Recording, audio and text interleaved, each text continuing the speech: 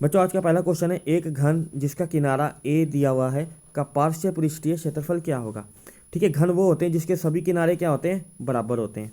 ठीक है, जैसे यहाँ पे घन दिया हुआ है तो इसका ये भी किनारा ए होगा, ये भी ए है, ये भी ए है, ये भी ए है। ठीक है, सभी किनारे क्या होंगे, बराबर होंगे।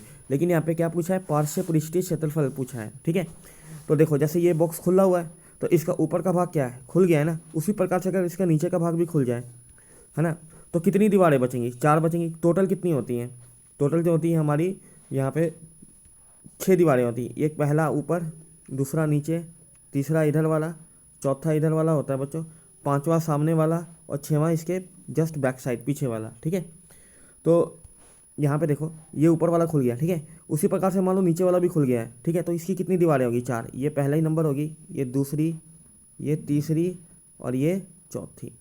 ठीक है बच्चों, तो ये 4 दीवारें हो गई, 1 2, ये 3 और ये 4। अब पर देखो ये जो किनारा है, ये वाला जो किनारा है, ठीक है, ये क्या है, एक तरह से वर्ग है ना। तो वर्ग का क्षेत्रफल क्या होता है, अगर ये वर्ग है, इसकी एक भुजा ए है, इसकी भी एक भुजा ए है ना, तो इसका क्षेत्रफल क्या होता है, ए गुना ए स्क्वायर होता है ना। ठीक है, यानी इसका क्षेत्रफल क्या हो जाएगा, ए स्क्वायर। इसका भी क्षेत्रफल क्या होगा, ए का स्क्वायर। इस वाले का क्षेत्रफल भी क्या होगा, ए का स्क्वायर। और ये वाले का क्षेत्रफल भी होगा ए का स्क्वायर। ठीक है, तो 4 दीवारें मिल गई हैं। और देखो इसका ए स्क्वायर, ए स्क्वायर, ए स्क्वायर और ए स्क्वायर मिलके कितना होगा, 4 ए स्क्वायर होगा। ठीक है, 4 ए स्क्वायर, क्योंकि 4 दीवारें मिल रही हैं तो कितना हो जाएगा, 4 ए स्क्वायर। ठीक है बच्चों, तो इसका उत्तर हो जाएगा दूसरा नंबर। उसी प्रकार से देखो, एक घन जिसका किनारा ए है का कुल पृष्ठीय, यहाँ पे क्या पूछा है, कुल पृष्ठीय क्षेत्रफल पूछा है। तो यानी कि जितनी भी दीवारें हैं, इसकी कितनी दीवारें होती हैं, टोटल 4 दीवारें, 6 दीवारें होती हैं, है ना। पहला ऊपर, ये वाला नीचे, 2 हो गई, इधर वाला 3, इधर वाला 4, है ना, सामने वाला 5 और इसके पीछे वाला 6, तो टोटल 6 दीवारें होगी। ठीक है, और हम जानते हैं कि घन के सभी किनारे क्या होते हैं, बराबर होते हैं। यानी जितनी भी भुजाएं उसकी वो सभी क्या होती हैं, बराबर होती हैं बच्चों। ठीक है, जैसे ये ए है तो ये भी ए होगा, है ना, ये वाला भी ए होगा, ये वाली भुजा ऊपर वाली भी क्या होगी, ए। तो इसकी 6 दीवारें होगी। और इसका क्षेत्रफल देखो, जो ये वाला होता है कितना होता है, ए स्क्वायर होता है, तो 6 दीवारें होगी ना। तो ए स्क्वायर को कितनी बार हम जोड़ेंगे, 6 बार, तो कितना आ जाएगा, 6 ए का स्क्वायर आएगा। ठीक है, हमारा उत्तर हो जाएगा तीसरा नंबर। अब देखो, एक घन जिसका किनारा ए है का विकर्ण क्या है। तो विकर्ण क्या होता है बच्चों, देखो कोई भी 2 किनारे पकड़ लो तुम, है ना। जैसे हमने एक ठो ये वाला पकड़ लिया, एक ठो ये वाला पकड़ लिया, है ना, इसको हम मिला देंगे, है ना। अगर हम इसको मिलाते कुछ ऐसे ही मिलेगा। ठीक है बच्चों, देख रहे हो ना यहाँ पे ये 2 किनारे हैं, इसको मिलाया कुछ ऐसे मिल रहा है, तो ये हो गया विकर्ण। अब इस विकर्ण का हमें क्या निकालना है, का वैल्यू निकालना है कि इस विकर्ण का वैल्यू क्या होता है। तो कैसे निकालेंगे इसको बच्चों, देखो सभी इसके किनारे क्या होते हैं, बराबर होते हैं, है ना। तो इसका फॉर्मूला क्या होता है, वर्ग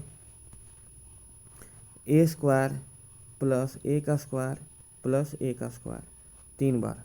ठीक है बच्चों, तो देखो ए यहाँ पे कितनी बार आया, 3 बार आया ना, 1 2 3, तो क्या लिखेंगे हम अंदर, 3 ए का स्क्वायर, है ना।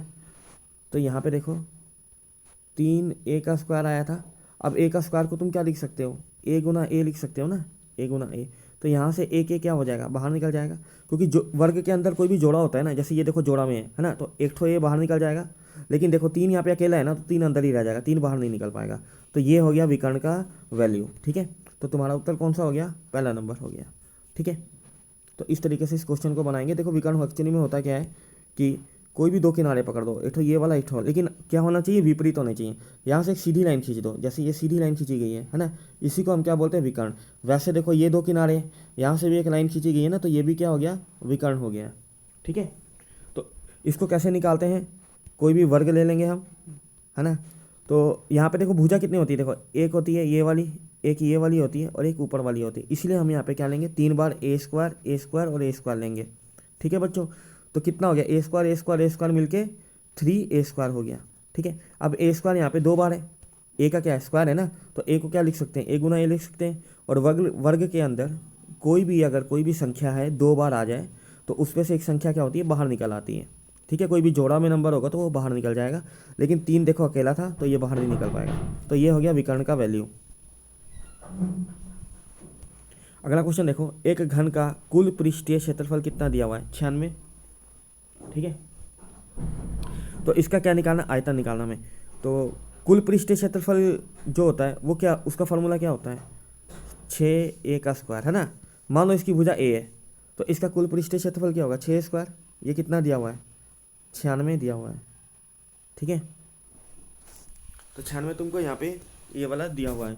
तो 6 जो है इसको तुमने क्या करना? नीचे ले जाना है।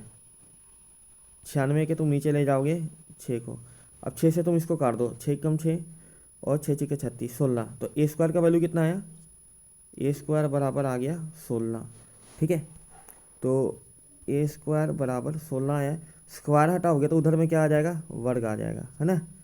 तो 16 को क्या लिख सकते हो तुम? 4 गुना 4 लिख सकते हो ना। कोई भी नंबर अगर 2 बार आए तो एक नंबर क्या हो जाता है? बाहर आ जाता है। तो कितना हो गया? 4। हमें भुजा मिल गई है ना। अब भुजा मिल गई तो हमसे पूछा क्या गया है कि घन का आयतन क्या होगा, है ना। आयतन का मतलब क्या होता है? इसके अंदर में कितना पानी आ जाएगा, कितना पानी ये ले पाएगा। ठीक है, अगर पूरा इसको भर दें, पूरा भर दें तो ये कितना, मतलब इसके अंदर कितना पानी आ पाएगा, वही होता है आयतन। ठीक है, तो आयतन का फॉर्मूला क्या होता है? इसका आयतन का फॉर्मूला होता है भुजा का क्यू। ठीक है, भुजा का क्यू होता है ना बच्चों। तो देखो भुजा कितनी आई है? ए क्या है? भुजा ही है ना। 4 का क्यू, 4 का क्यू करोगे तो 4 को 4 बार गुना करोगे, 3 बार गुना करोगे तो क्या आ जाएगा?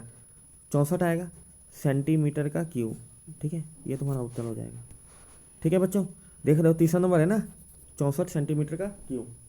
ठीक है, तो यहाँ पे बच्चों जो कुल पृष्ठीय क्षेत्रफल दिया है ना, ये क्यों दिया है? ये भुजा निकालने के लिए दिया है। ये देखो, है ना, हमें भुजा तो दी नहीं है, पूछा है आयतन क्या होगा। आयतन निकालने के लिए हमें क्या चाहिए? ये ए चाहिए ना, मतलब भुजा चाहिए।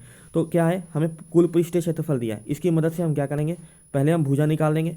ठीक है, भुजा निकल जाएगी तो हमारा आयतन भी निकल जाएगा। ठीक है, एक घन का कुल पृष्ठीय क्षेत्रफल, देखो ये क्वेश्चन पहले की तरह सेम है ना। तो घन का क्या निकालना है? आयतन निकालना है। ठीक है, कुल पृष्ठीय क्षेत्रफल इस पर कितना दिया हुआ है? देखो कुल पृष्ठीय क्षेत्रफल का फॉर्मूला क्या होता है? 6 भुजा का स्क्वायर होता है ना। अगर हम भुजा इसकी ए मानते हैं, ठीक है, तो क्या हो जाएगा? 6a का स्क्वायर, 6 गुना भुजा का स्क्वायर बराबर 1014, यही होता है। ये देखो, ठीक है, ये यहाँ पे दिया हुआ है।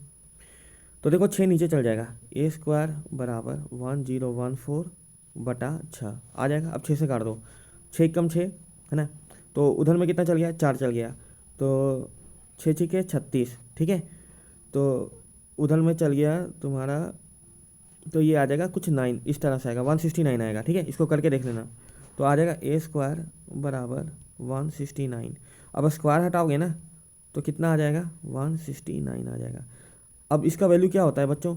ये पिछले बार पढ़ा होगा तुमने, 13 को 13 से गुना करोगे तो कितना आ जाएगा? 169 आ जाएगा, है ना। तो देखो कोई भी नंबर अगर वर्ग के अंदर हो, सेम नंबर है ना, 13 2 बार आया तो एक नंबर क्या हो जाएगा? बाहर निकल जाएगा।